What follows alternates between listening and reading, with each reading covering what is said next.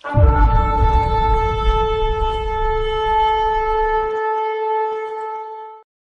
के मैसेज का नाम है प्रभु यीशु मसीह का सुसमाचार। मैं बस चाहता हूं आप ध्यान से सुनिए। प्रभु यीशु मसीह का सुसमाचार। मैं 14 और 15 पंक्ति पढ़ रहा हूं। यूहन्ना को बंदरी गृह में डाले जाने के बाद यीशु गलील आया और परमेश्वर के राज्य के सुसमाचार का प्रचार करने लगा। उसने कहा, समय पूरा हो चुका है, परमेश्वर का राज्य आ रहा है, मन फिराओ और सुसमाचार पे विश्वास करो। बहुत से लोग इस सुसमाचार को समझते नहीं, बहुत से विश्वासी भी इस सुसमाचार को नहीं समझते। और जीवन में सबसे बड़ा धोखा है अगर हम लोग किसी और गॉस्पेल पे बिलीव करने लग जाए। जीवन में सबसे बड़ा धोखा, ये अपने प्राणों के साथ सबसे बड़ा खिलवाड़ है अगर हम किसी और सुसमाचार पर विश्वास करने लग जाए। आज मैं इसको एक अलग संदर्भ से समझाना चाहता हूं। प्रभु यीशु ने अपनी सेवकाई की शुरुआत की, और ये सेवकाई क्या है? परमेश्वर का सुसमाचार। ये परमेश्वर के खाली बारे में नहीं है, ये परमेश्वर का सुसमाचार है। ये वो गुड न्यूज है जो गॉड लोगों को दे रहे हैं कि स्वर्ग राज का द्वार खुल चुका है उन सब लोगों के लिए जो अपना ईमान प्रभु यीशु पे लाएगा। आज ग्रेस कितनी इंपॉर्टेंट है, ग्रेस कितनी ग्लोरियस है, ग्रेस कैसे लोगों को चकित कर सकती है, वो कैसे अचंभित कर सकती है, इस बात को हम लोग को समझना है। वो ग्रेस, वो जो कवरिंग जो एलियन है हम लोग के लिए, वो धार्मिकता जो एलियन है, वो जो हमारी धार्मिकता नहीं है।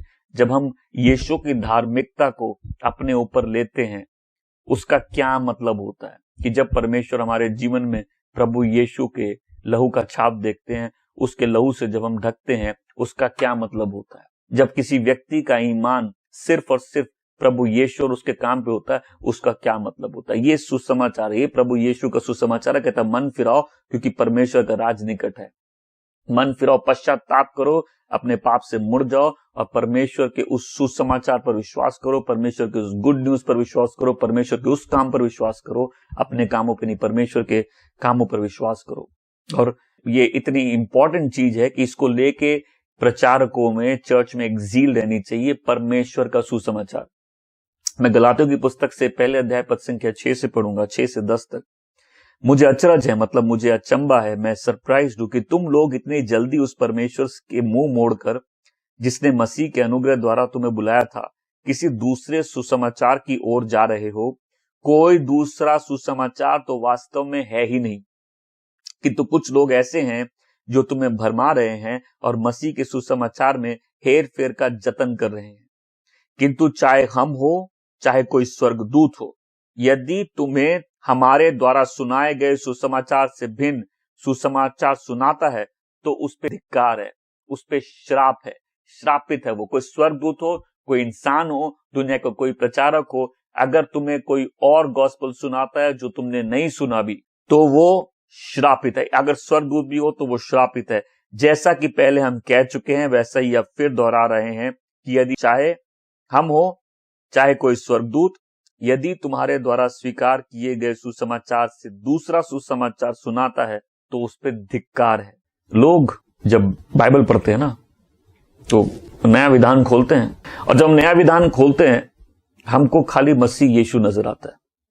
तो जिसने कभी पूरा परमेश्वर का वचन पढ़ा नहीं, उसको परमेश्वर के बारे में ठीक से मालूम नहीं है। वो जब बाइबल खोलता है, नया विधान खोलेगा और नया विधान पढ़ना चालू करेगा। अब हम नए विधान में हैं, हमने बाइबल खोली, हम मार्कुस की पुस्तक में, और यहाँ रेवलेशन है, यहाँ प्रकाशना है परमेश्वर के निष्पाप मेमने की, जो जगत के पाप लिए जाते। ये यीशु की मिनिस्ट्री की अनवेलिंग है। ये जगत पर परमेश्वर का बेटा प्रकट किया जा रहा है। अब यीशु जो वो परमेश्वर जो स्वर्ग से धरती पर आया, इंसान बन के जन्म लिया, अब उसके पांव जब पृथ्वी पर चल रहे हैं, वो तैयार है पिता की योजना को पूरा करने के लिए। उसकी सेवकाई अनवील्ड हो रही है। अब लोग उस सेवकाई को देख रहे, उस परमेश्वर के गुड न्यूज को समझ रहे, सुन रहे। वचन कहता है पश्चाताप करो क्योंकि परमेश्वर का राज निकट है।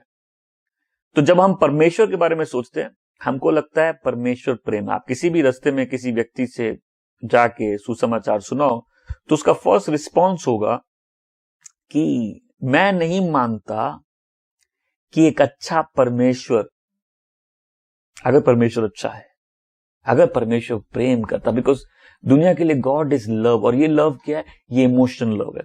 देखिए, जब हम लोग, अगर आपको किसी से प्यार होगा तो आपके इमोशंस ऐसे ओवरफ्लो करेंगे, आपको और कुछ समझ ही नहीं आएगा। तो जब लोग परमेश्वर के बारे में सोचते हैं तो उनको लगता है परमेश्वर तो कोई अच्छा परमेश्वर है, वो भला लोगों को नरक क्यों भेजेगा, वो भला किसी को दंड क्यों देगा। तो बोला, मैं नहीं मानता परमेश्वर किसी को नरक भेज सकता है। तो अब जब मैं ये नहीं मानता तो मुझे ये भी मानने की जरूरत नहीं है कि प्रभु यीशु मेरे पापों के लिए मरे। तो बहुत कम लोग हैं जो पहले परमेश्वर को जानते हैं, बहुत कम लोग हैं जो ये मानते हैं कि परमेश्वर प्रेम का परमेश्वर है, परमेश्वर खुद ही प्रेम है। और खाली परमेश्वर प्रेम नहीं है, परमेश्वर पवित्र है, ये बहुत कम लोगों को मालूम है। वो पवित्र पवित्र पवित्र परमेश्वर है। अब वो खाली पवित्र परमेश्वर नहीं, वो न्याय का भी परमेश्वर है। उसकी पवित्रता के कारण वो न्याय भी करता है। धार्मिकता और न्याय उसके सिंहासन के नींव हैं कि परमेश्वर जो पवित्र है वो सच्चा न्याय भी करता है। बहुत कम लोग जानते हैं, और उससे भी कम लोग जानते हैं कि परमेश्वर क्रोध का भी परमेश्वर है। वचन कहते हैं ये बहुत भयभीत बात है जिंदा जी उस परमेश्वर के हाथ में आ जाना। बहुत डर की बात है उस जिंदा परमेश्वर के हाथों में आ जाना। मतलब ये एक पापी के लिए बहुत डर की बात है अगर उसका न्याय का दिन उस पर आ गया। कई लोगों के लिए परमेश्वर प्रेम है, वो भला क्यों न्याय करे। अगर हम गलत करते हैं, अगर हम पापी हैं, जो कि हम हैं, वचन कहता है सब पापी है, सब परमेश्वर की महिमा से रहित है, और बुरा करने पर हमारा न्याय नहीं आ रहा, ये खुश होने की बात नहीं है, ये बहुत डर की बात है। क्योंकि ऐसा व्यक्ति एक ढलान में खड़ा है, इसका पूरा भार इसी के ऊपर है, इसके पांव आज नहीं तो कल फिसलेंगे, और ये जब फिसलेगा ये सीधा नरक की आग में जाएगा। आप बोलेंगे मैं ऐसा मान नहीं सकता। मैं आपको आज कुछ समझाना चाहता हूं। मैं फिर से बोल दूं कि बहुत कम लोग मानते हैं कि परमेश्वर पवित्र है, वो धर्मी है, और उसका क्रोध अगर जीवित परमेश्वर के हाथ में एक पापी का आ जाना बहुत भय की बात है। वो पापी कहां आ सकता है आज मैं आपको बताना चाहता हूं। लेकिन अगर परमेश्वर है तो उसका एक सिंहासन है। जब हम आराधना करते हैं, हम परमेश्वर के सिंहासन के चारों ओर आके, यीशु के सिंहासन के चारों ओर आके हम सारे लोगों के साथ उसकी आराधना करते हैं, हम स्वर्गदूतों के साथ उसकी आराधना करते हैं, क्योंकि वो पवित्र परमेश्वर आराधना के योग्य है। सारा आदर, सारी महिमा, सारा प्रशंसा उसी परमेश्वर को मिलना चाहिए, और वही उसके काबिल है। स्वर्ग में एक सिंहासन है जहां सब इकट्ठा होते हैं और सब उस परमेश्वर की महिमा करते हैं जो पवित्र पवित्र पवित्र परमेश्वर है। मैं आज बस इतना चाहता हूं, आप ध्यान से सुनिए प्रभु यीशु का सुसमाचार।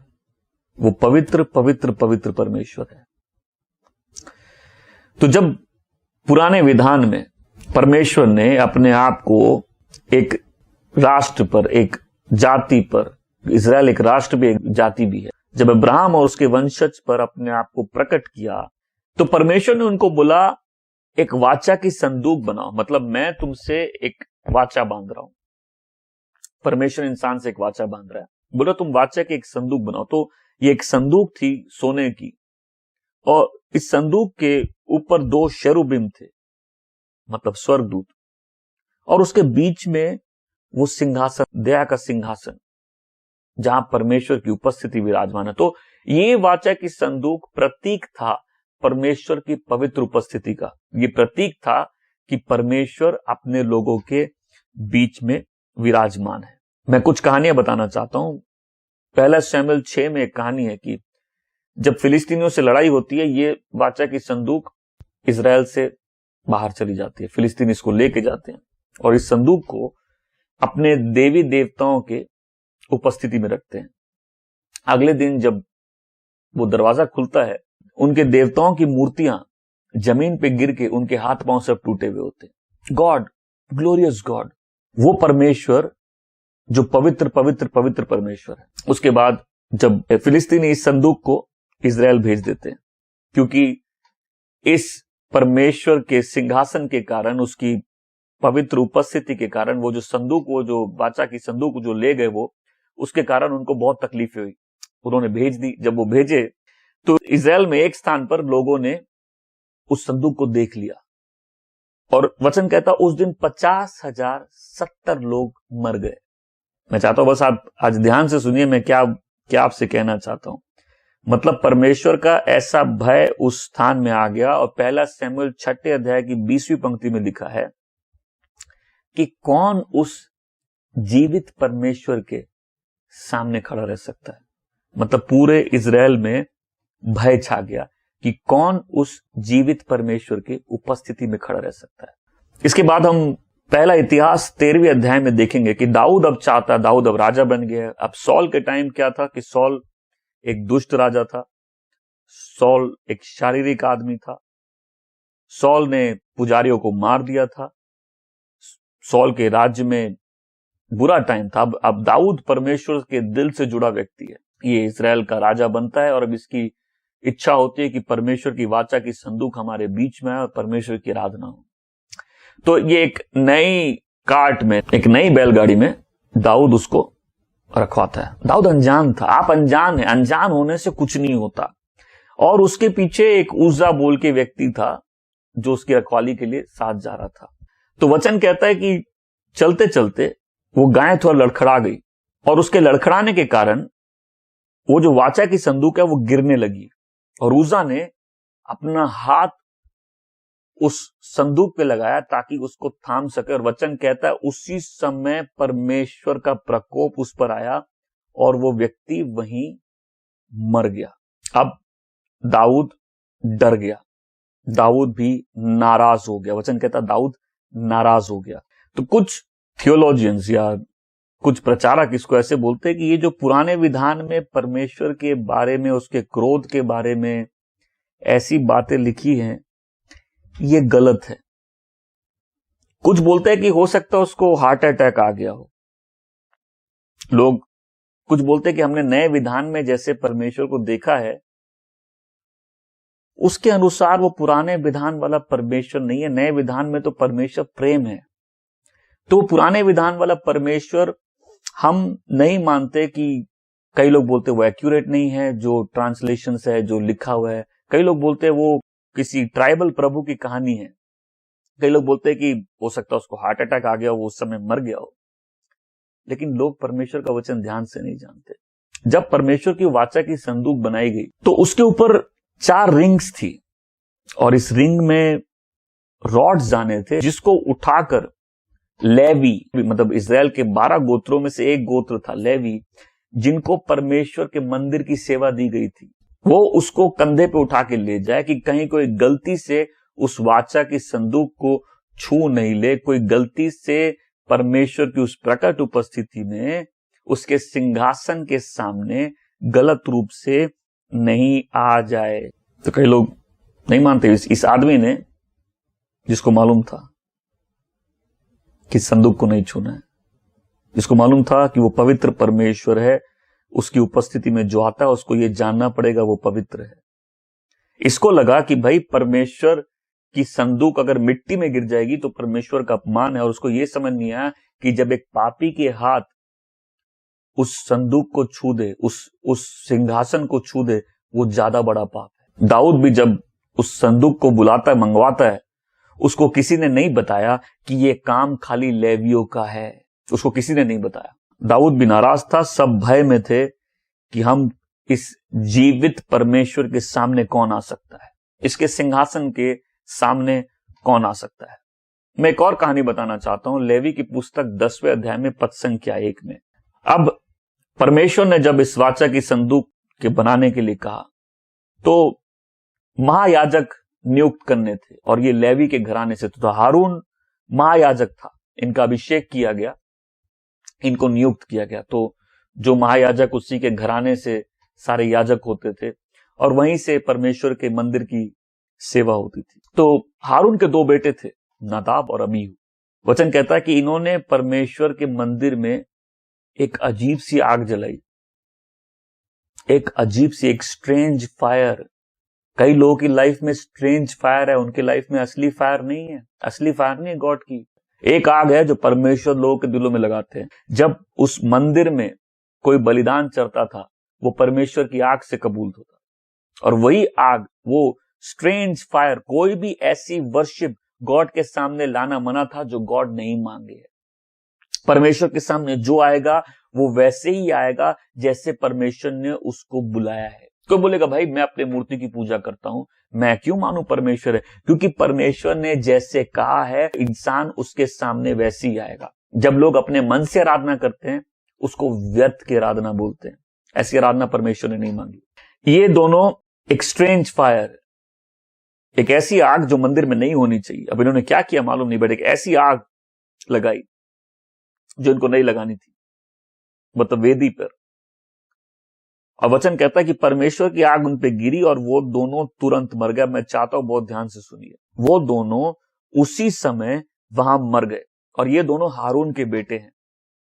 अब मूसा हारून से कहता है कि तुमको याद है परमेश्वर ने कहा था कि जो मेरे सामने आएगा उसको ये जानना होगा कि मैं पवित्र हूं और मेरा नाम को सब लोगों के बीच में महिमा मिलेगी। वचन कहता है हारून ने अपनी शांति बनाई रखी। वो पिता है, उसके सामने उसके दोनों बच्चे मर गए और वो कुछ नहीं कर सकता। वो कर भी क्या सकता है? ये जीवित और पवित्र परमेश्वर है। मैं चाहता हूं बहुत ध्यान से सुनिए और समझने की कोशिश करिए। वो जीवित परमेश्वर है, उसके सामने हारून क्या है? उसके दोनों बच्चे उधर मर गए। लोगों को लगता है बात वहीं खत्म हो गई, नहीं होगी। मूसा कहता है, मूसा हारून के भाई के बेटों को बुलवाता है, बोलता है इनकी बॉडीज को अभी छावनी के बाहर लेके जाओ। और बोलता है कि तुम में से कोई भी इनके मरने का विलाप नहीं करेगा, नहीं तो तुम भी मर जाओगे। परमेश्वर कहते हैं जो मेरे पास आएगा उसको ये जानना होगा कि मैं पवित्र हूं और लोगों के सामने मेरे नाम को महिमा मिलेगी।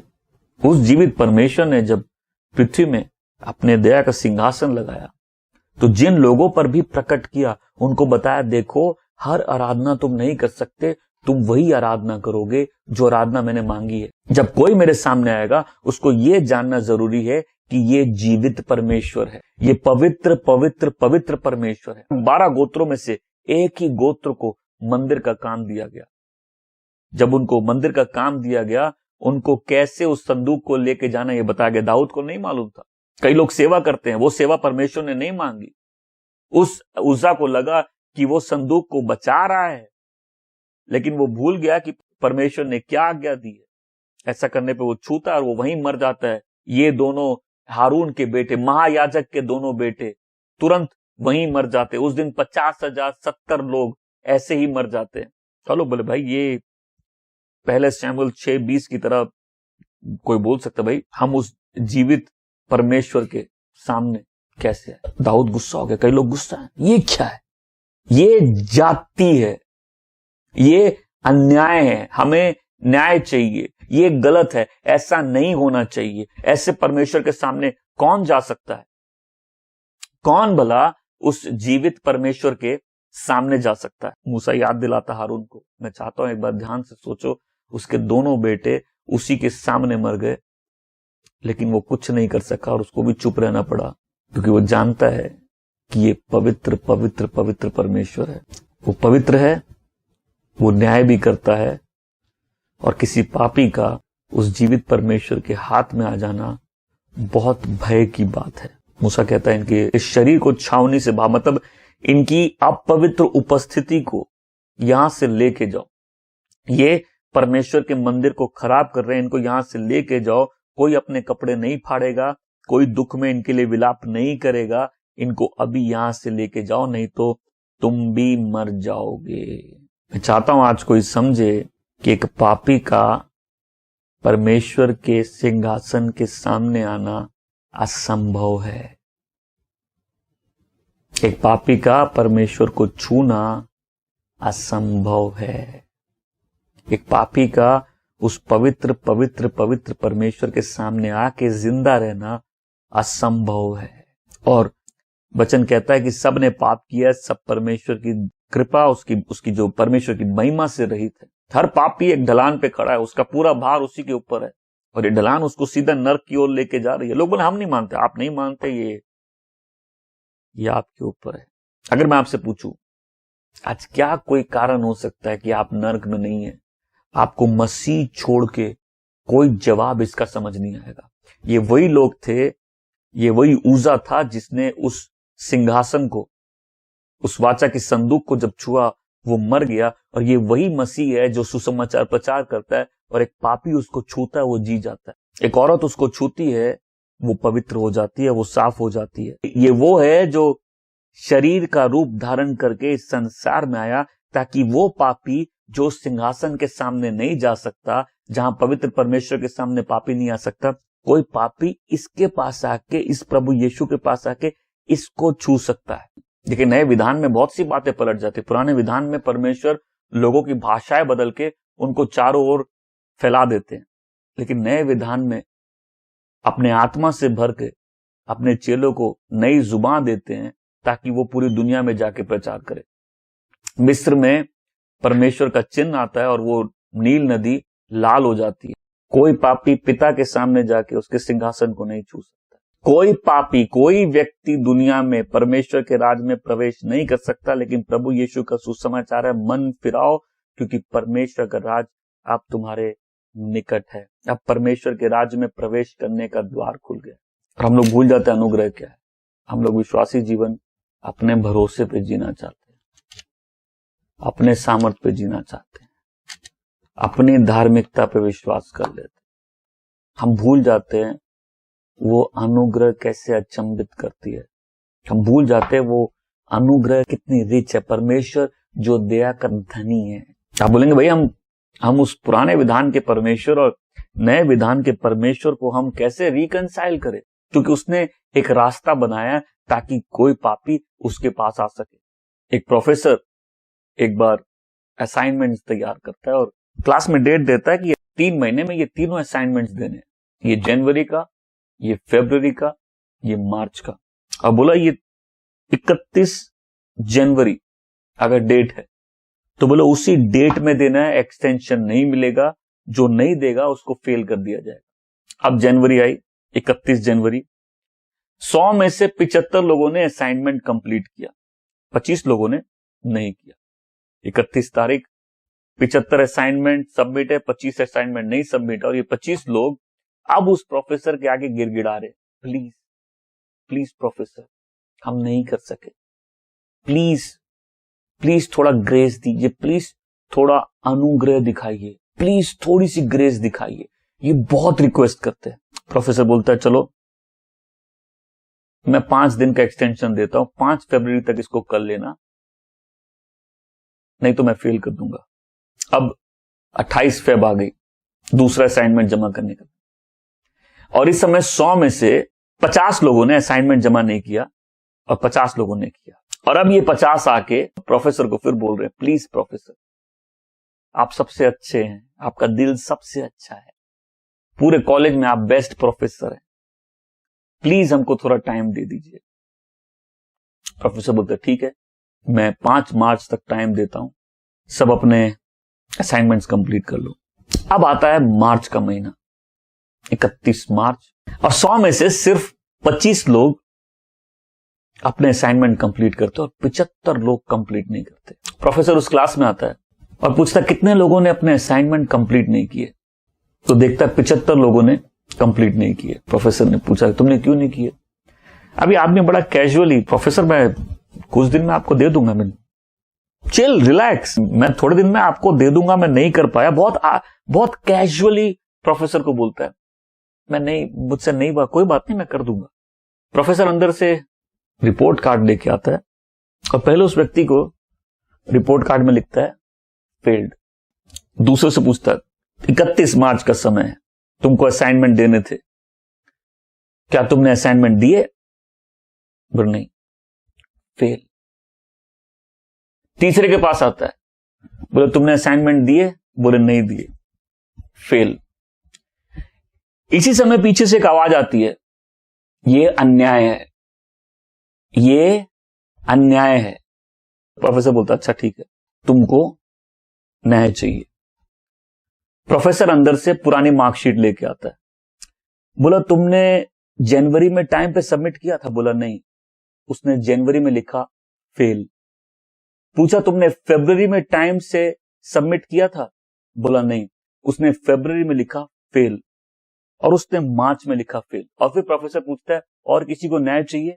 फिर वहां से कोई आवाज दी है, बोला तुमने न्याय मांगा, मैंने तुमको न्याय दिया। और लोग भूल जाते हैं कि न्याय और अनुग्रह में क्या फर्क होता है। जिस दिन किसी को लगता है कि तुम अनुग्रह के लायक हो या तुम उसको डिजर्व करते हो, वो कभी भी अनुग्रह नहीं है। तुम जो डिजर्व करते हो वो तुम जस्टिस डिजर्व करते हो, न्याय डिजर्व करते हो। जब हम लोग डिमांड करते हैं ना, ये गलत है, ये सही न्याय होना चाहिए, परमेश्वर बोलता है ठीक है, क्योंकि परमेश्वर दयालु है लेकिन वो धर्मी भी है। लोग बोलते नहीं, यह न्याय है प्रभु से, ठीक है, जस्टिस होना चाहिए।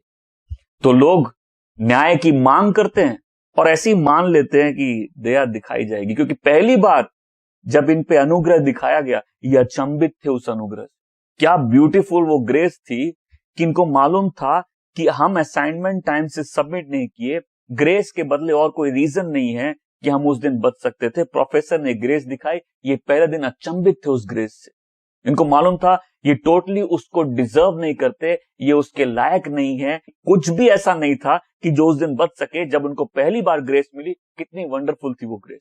लेकिन जब दूसरे महीने में आए, वो मान के चल रहे थे कि उनको ग्रेस मिलेगी। जब वो तीसरे महीने में आए, वो ग्रेस डिमांड कर रहे थे। और अगर किसी व्यक्ति को लगता है कि वो ग्रेस के लायक है, ग्रेस पाना उसका अधिकार है, तो उसको ग्रेस नहीं, उसको फिर न्याय मिलता है, उसको जस्टिस मिलती है। क्यों? क्योंकि जस्टिस पाना ही हमारा पोजीशन है, अनुग्रह के हम लायक नहीं है। और आज मेरी दुआ है कि जब हम उस सिंहासन के सामने आए, हम मसीह से, उसकी धार्मिकता से ढके रहे। ये गॉस्पल है जीसस क्राइस्ट का। प्रभु कहते हैं कि जो मेरे सामने आएगा उसको ये जानना होगा कि मैं पवित्र हूं।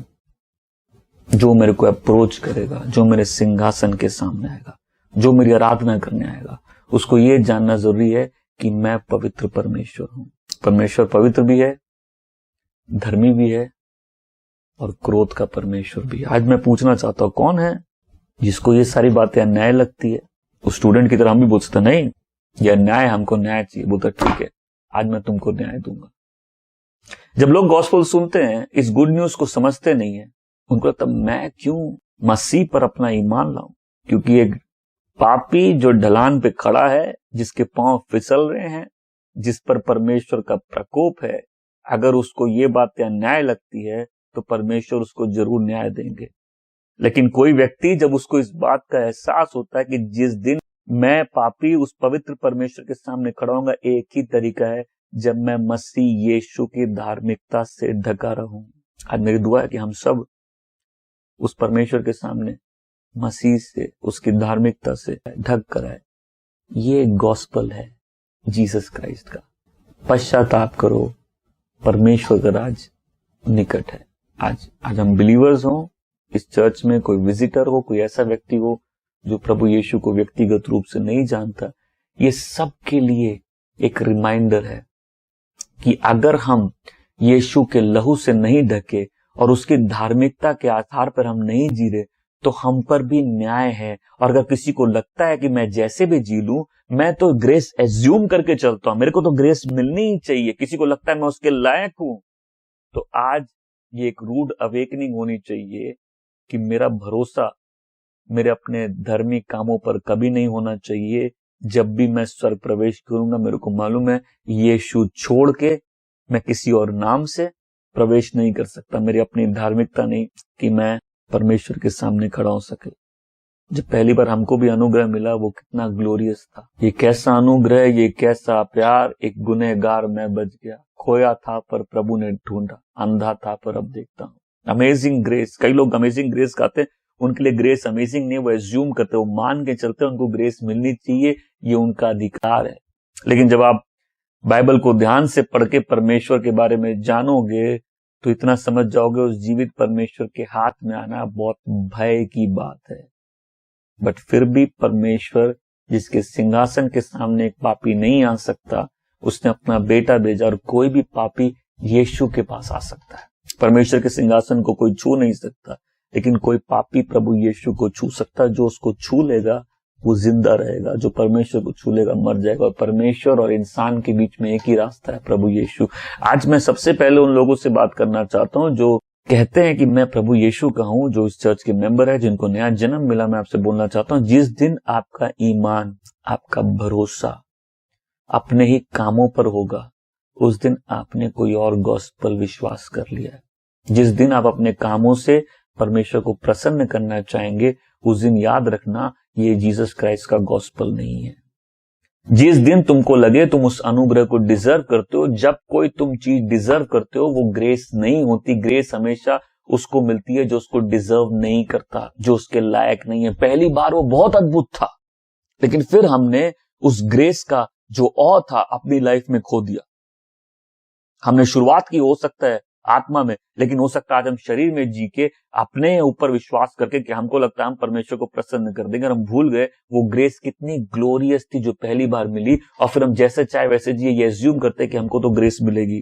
तो मैं उनसे बात करना चाहता हूं जिन्होंने आज तक परमेश्वर को जाना नहीं है, जो परमेश्वर की धार्मिकता से कटे हुए हैं, जिनको मालूम है और वचन सुनते समय आज उनको एहसास हो गया कि वो पापी हैं, उस पवित्र परमेश्वर के सामने नहीं खड़े हो पाएंगे। आपके लिए खुशखबरी है कि प्रभु यीशु आपके और मेरे पापों के लिए मरा, मरकर गाड़ा गया और फिर तीसरे दिन जी उठा। और जो व्यक्ति अपना ईमान उस पर लाएगा वो कभी मरेगा नहीं, परंतु उस पर अनंत जीवन है। वो परमेश्वर की उपस्थिति में हमेशा के लिए रहेगा। क्यों? क्योंकि पापी कभी भी पिता परमेश्वर की उपस्थिति में प्रवेश नहीं कर सकता, लेकिन वो व्यक्ति कर सकता है जो प्रभु यीशु की धार्मिकता से ढका हुआ है।